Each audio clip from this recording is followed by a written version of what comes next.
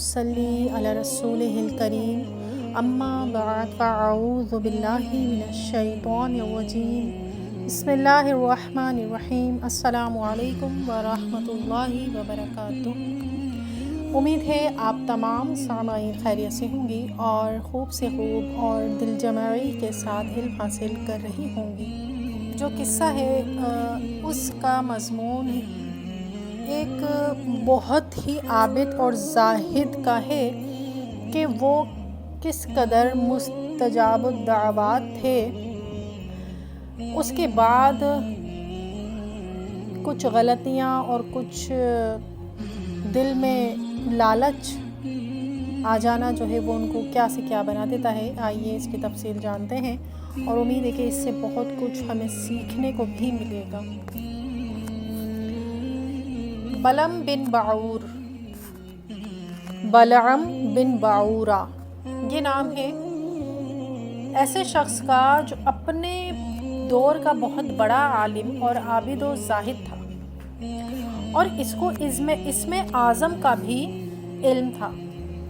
ये अपनी जगह बैठा हुआ अपनी रूहानियत से अर्श आज़म को देख लिया करता था और बहुत ही मुस्तजाबुद दावत था कि इसकी दुआएं बहुत ज़्यादा मकबूल हुआ करती थी। इसके शागिर्दों की तादाद भी बहुत ज़्यादा थी। मशहूर ये है कि इसकी दर्सगाह में तालिबे इल्मों की दवातें जिनसे लिखा जाता है वो ही 12,000 थीं। जब हज़रत मूसा अलैहिस्सलाम कौम जब्बारीन से जिहाद करने के लिए बनी इसराइल के लश्करों को लेकर रवाना हुए तो बलअम बिन बाऊरा की कौम इसके पास आई, घबराई हुई आई और कहा कि हज़रत मूसा अलैहिस्सलाम बहुत ही बड़ा और निहायत ही ताकतवर लश्कर लेकर हमला आवर होने वाले हैं और वो ये चाहते हैं कि हम लोगों को हमारी ज़मीनों से निकाल कर ये ज़मीन अपनी कौम बनी इसराइल को दे दें। इसलिए आप हज़रत मूसा अलैहिस्सलाम के लिए ऐसी बद्दुआ कर दीजिए कि वो शिकस्त खाकर वापस चले जाएं। आप चूँकि मुस्तजाबुद दावत हैं इसलिए आपकी दुआ ज़रूर मकबूल हो जाएगी। ये सुनकर बलअम बिन बाऊरा काँप उठा और कहने लगा कि तुम्हारा बुरा हो, खुदा की पनाह, हज़रत मूसा अलैहिस्सलाम अल्लाह अज़्ज़ा वजल के रसूल हैं और इनके लश्कर में मोमिनों और फरिश्तों की जमात है। इन पर भला मैं कैसे और किस तरह बद्दुआ कर सकता हूँ। लेकिन इसकी कौम ने रो रो कर और गिड़गिड़ा कर इस तरह इसरार किया कि इसने ये कह दिया कि चलो इस्तिखारा कर लेने के बाद अगर मुझे इजाज़त मिल गई तो बद्दुआ कर दूंगा, मगर इस्तिखारा के बाद जब इसको बद्दुआ की इजाज़त नहीं मिली तो इसने साफ साफ जवाब दे दिया कि अगर मैं बद्दुआ करूंगा तो मेरी दुनिया व आखिरत दोनों बर्बाद हो जाएंगी। इसके बाद इसकी कौम ने बहुत से गिरा कदर तहाइफ इसकी खिदमत में पेश करके बेपनाह इसरार किया। यहाँ तक कि बलअम बिन बाऊरा पर हिर्स और लालच का भूत सवार हो गया और वो माल के जाल में फंस गया। अपनी गधी पर सवार होकर बद्दुआ के लिए चल पड़ा। रास्ते में बार बार इसकी गधी ठहर जाती और मुंह मोड़कर भाग जाना चाहती थी, मगर इसको मार मार कर आगे बढ़ाता रहा। यहाँ तक कि गधी को अल्लाह ताला ने गोयाई की ताकत अता फरमाई और इसने कहा कि अफसोस ए बलअम बाऊरा, तू कहाँ और किधर जा रहा है। देख मेरे आगे फरिश्ते हैं जो मेरा रास्ता रोकते हैं और मेरा मुंह मोड़कर मुझे पीछे धकेल रहे हैं। ए बलअम, तेरा बुरा हो, क्या तू अल्लाह के नबी और मोमिनीन की जमात पर बद्दुआ करेगा। गधी की तकरीर सुनकर भी बलअम बिन बाऊरा वापस नहीं हुआ, यहाँ तक कि हसबान नामी पहाड़ पर चढ़ गया और बुलंदी से हज़रत मूसा अलैहिस्सलाम के लश्करों को बगौर देखा।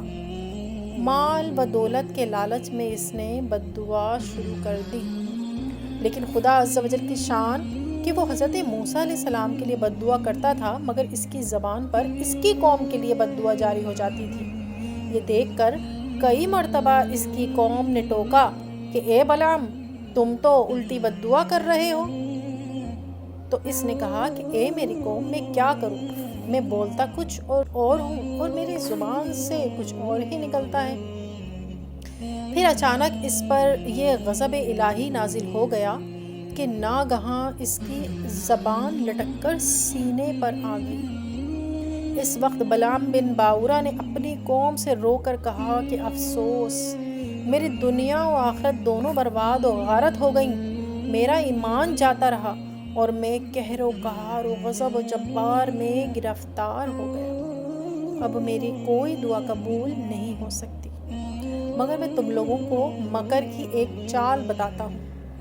تم لوگ ایسا کرو تو شاید لشکروں کو شکست ہو جائے۔ تم لوگ ہزاروں خوبصورت لڑکیوں کو بہترین پوشاک اور زیورات پہنا کر بنی اسرائیل کے لشکروں میں بھیج دو۔ اگر ان کا ایک آدمی بھی زنا کرے گا تو پورے لشکر کو شکست ہو جائے گی۔ چنانچہ بلعام بن باورا کی قوم نے ان کے بتائے ہوئے مکر کا جال بچھایا اور بہت سی خوبصورت دوشیزاؤں کو بناؤ سنگھار کر کے بنی اسرائیل کے لشکروں میں بھیجا، یہاں تک کہ بنی اسرائیل کا ایک رئیس ایک لڑکی کے حسن و جمال پر فرفتہ ہو گیا اور اس کو اپنی گود میں اٹھا کر حضرت موسیٰ علیہ السلام کے سامنے گیا اور فتویٰ پوچھا کہ اے اللہ عز و جل کے نبی، یہ عورت میرے لیے حلال ہے یا نہیں؟ آپ نے فرمایا، خبردار، یہ تیرے لیے حرام ہے، فوراً اس کو اپنے سے الگ کر دے اور اللہ عز و جل کے عذاب سے ڈر۔ مگر اس رئیس پر غلبہ شہوت کا ایسا زبردست بھوت سوار ہو گیا تھا کہ وہ اپنے نبی علیہ السلام کے فرمان کو ٹھکرا کر اس عورت کو اپنے خیمے میں لے گیا۔ اس گناہ کی نحوست کا یہ اثر ہوا کہ بنی اسرائیل کے لشکر میں اچانک طاعون کی وبا پھیل گئی اور گھنٹے بھر میں 70,000 آدمی مر گئے اور سارا لشکر ادھر ادھر بکھر گیا اور ناکام و نام مراد واپس چلا گیا، جس کا حضرت موسیٰ علیہ السلام کے قلب مبارک پر بہت ہی صدمہ گزرا۔ بلعام بن باورا پہاڑ سے اتر کر مردود بارگاہ الہی ہو گیا۔ آخری دم تک اس کی زبان اس کے سینے پر لٹکی رہی اور وہ بے ایمان ہو کر مر گیا۔ اس واقعے کو قرآن کریم نے ان الفاظ میں بیان فرمایا ہے، پارہ نمبر 9 سورہ اعراف کی آیت نمبر 175 سے لے کر 176 میں، 175 سے 176 تک۔ ترجمہ قرآن: اور اے محبوب، انہیں اس کا احوال سناؤ جسے ہم نے اپنی آیتیں دیں تو وہ ان سے صاف نکل گیا، تو شیطان اس کے پیچھے لگا تو گمراہوں میں ہو گیا، اور ہم چاہتے تو آیتوں کے سبب اسے اٹھا لیتے، مگر وہ تو زمین پکڑ گیا اور اپنی خواہش کا تابع ہوا، تو اس کا حال کتے کی طرح ہے، تو اس پر حملہ کرے تو زبان نکالے اور چھوڑ دے تو زبان نکالے۔ یہ حال ہے ان کا، جنہوں نے ہماری آیتیں جھٹلائیں، تو تم نصیحت سناؤ کہ کہیں وہ دیہان کریں۔ روایت ہے کہ بعض انبیاء کرام نے خدا تعالیٰ سے دریافت کیا کہ تو نے بلعام بن باورا کو اتنی نعمتیں عطا فرما کر پھر اس کو کیوں اس قدر ذلت میں گرا دیا؟ تو اللہ تعالیٰ نے فرمایا کہ اس نے میری نعمتوں کا کبھی شکر ادا نہیں کیا، اگر وہ شکر گزار ہوتا تو میں اس کی کرامتوں کو سلب کر کے اس کو دونوں جہاں میں اس طرح ذلیل و خوار اور خائب و خاسر نہ کرتا۔ دیکھیے، ہمیں اس بلعام بن باورا کی جو ہم نے ابھی سرگزشت سنی ہے، اس سے ہمیں چند جو ہے وہ ہدایت اور چند اسباق سیکھنے کو ملتا ہے۔ اب یہ دیکھیے کہ ان عالموں اور لیڈروں کو بھی اس واقعے سے سبق دینا چاہیے کہ کس طرح سے مالداروں یا حکومتوں سے رقمیں لے کر خلاف شریعت باتیں کرتے ہیں اور جان بوجھ کر اپنے دین و ایمان کا سودا کرتے ہیں۔ دیکھ لیجئے کہ بلعام بن باورا کیا تھا اور کیا ہو گیا اور یہ کیوں ہوا؟ صرف اس لیے کہ وہ مال و دولت کے لالچ میں گرفتار ہو گیا تھا اور اللہ عز و جل کے نبی پر بد دعا کرنے کے لیے تیار ہو گیا، تو اس کا ایسا وبال آ پڑا کہ دنیا آخرت میں وہ ملعون ٹھہرایا گیا اور مردود ہو گیا اللہ کی بارگاہ میں، اور عمر بھر اس کی زبان دیکھیے کہ کس طرح کتے کی طرح لٹکتی رہی۔ پھر اس سانحے سے عام مسلمانوں میں یہ بھی سبق سیکھتے ہیں کہ حضرت موسیٰ علیہ السلام کا لشکر جس میں ملائکہ اور مومنین تھے، ظاہر ہے کہ اس لشکر کے ناکام ہونے کا تو کوئی سوال ہی نہیں پیدا ہوتا، مگر آپ یہ دیکھیے کہ صرف ایک بد نصیب کے گناہ سے کیسی نحوست پھیلی کہ سارا لشکر وہ طاعون کے عذاب میں پڑ گیا اور پورا لشکر جو ہے وہ نامراد ہو کر پسپا ہو گیا۔ آج کل ہمارے معاشرے میں ایسی لعنت جگہ جگہ پھیلی ہوئی ہے، تو سوچئے کہ ہمارے ارد گرد جو کچھ بھی ہو رہا ہے، جو پریشانیاں، جو وبائیں، جو بیماریاں ہم پر آئی ہوئی ہیں، ہماری ہی کارناموں کے نتیجے ہیں۔